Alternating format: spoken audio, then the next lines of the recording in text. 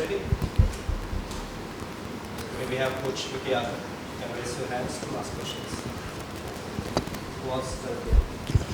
Mickey, in the squad we have a couple of good all-rounders. Yep. Two good fast bowling all-rounders, Tisara and Dasun. Have you all made the decision on who will be playing tomorrow? Yeah, we've announced a squad of 12. Out of the 12, Dasun unfortunately misses out. He's playing very, very well at the moment. Dasun, Shion Jayasuriya, and who's the other one? Shivit. Dick Weller, of course, yeah. So Dick Weller covers as a keeper and as a batsman. So we've announced that 12, and we'll make the decision tomorrow whether we want the two spinners, whether we want the extra quick bowler.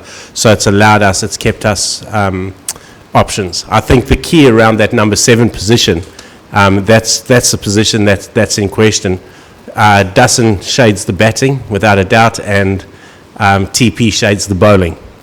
And if we go with the two spinners, we're going to need a third seamer. So that probably just gives TP the nod for tomorrow. In terms of Dasun, what do you think that he should improve as a bowler? He's getting better. I thought he bowled exceptionally well in the 2020 in India. He bowled in the second game when Isuru got injured, and he had to bowl 4 overs. Bowled 4 overs for 26. And did a really, really good job. So we'll just keep working with him. I think Dasun Shanaka is a very, very good cricketer. I really do, and I think he's got a massive future. He's an unbelievable team man. He trains incredibly hard, and he offers options with the bat and the ball. So he's got a big future.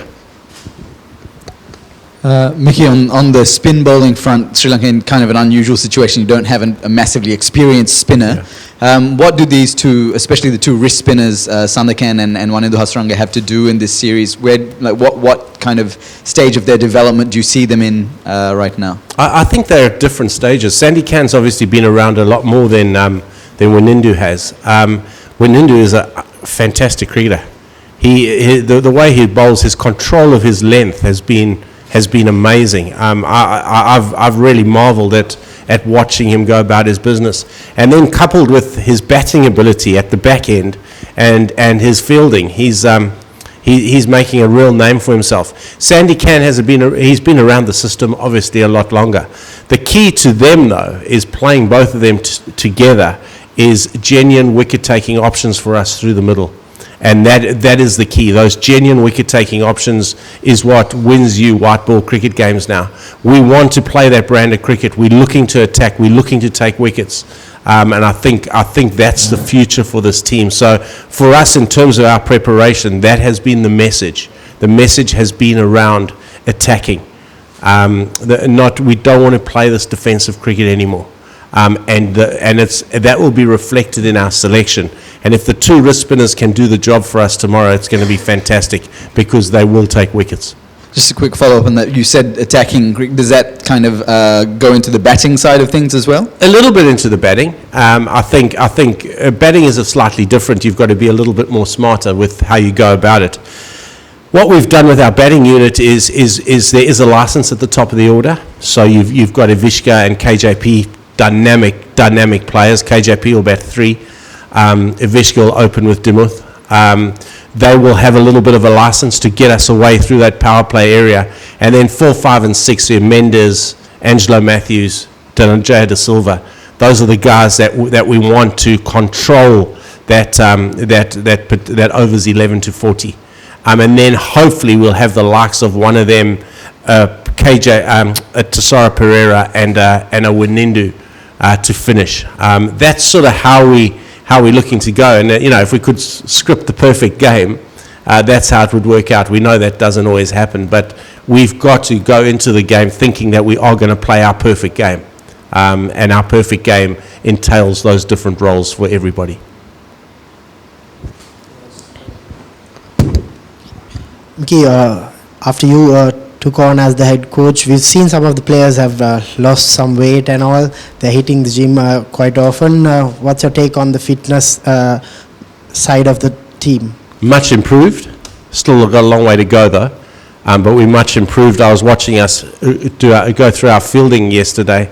Our fielding has improved massively, and that's testimony to the players and their attitudes towards their fielding. They've bought into where we want to go, and the coaching from Shane McDermott around that has been brilliant. You know, we've been big on the split step. We've been big on trigger movements in the field, just to trigger the guys into action, and to see that and to see us the whole field moving is a massive improvement on where we were when we went to India with that 2020 side. And by and large, it's the same group of players. And we want to try and keep the same group of players together, because, you know, there's a World Cup a 2020 World Cup in 8 months' time. We've got a lot of work to do with this white ball squad in terms of the finer skills of white ball cricket. So we want to try and keep them together for as much as we can, and work on those skills. And fielding was certainly up there and was one of them. And I think it goes without saying that fielding and fitness are coupled. If you fitter, you can field better, you can move better. Your ability and speed to get to the ball is much better, and attitude. And the attitude the players have had since we've come in, and the buy-in we've had from the players, has been fantastic. Has been really, really good. I'm very happy where we sit as a squad, and of course that doesn't translate to results. What we need now is to take that preparation out onto the field. If we take that preparation out onto the field, I'm very confident we will get those results. And we kind of, as a unit, need the result now just to kickstart and just to consolidate the process and the journey that we're on. Sri Lanka is number 8 in ODI rankings, West Indies number 9, and in a couple of months we'll be starting the ODI Super League also. What's your take on the ODI Super League, because the World Cup is in another 3.5 years away? I think it's a great concept. I think every ODI game has context. Every ODI game, just like the test matches, every ODI game carries points. So I think it really is a great concept. You know, the win on that is we suddenly seeing Australia, by the looks of it, bring all their players back from the 100 ball in England to play an ODI series against Zimbabwe because it's for points. We wouldn't have seen Owen Morgan rest all his players in South Africa if every ODI had context, if every ODI was for points, because it's pretty ruthless that. You know, there's 12 teams in that ODI World Championship. You play 4 home series, you play 4 away series, and you don't play 4 teams. The team that finishes 12th is relegated. The top 8 qualify for a World Cup.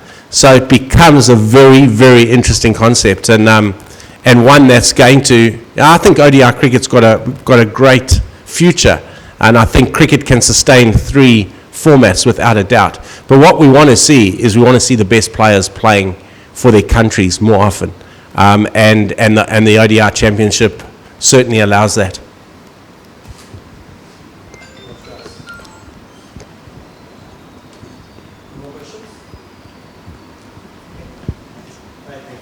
So that's a lot easier than a Pakistan press conference.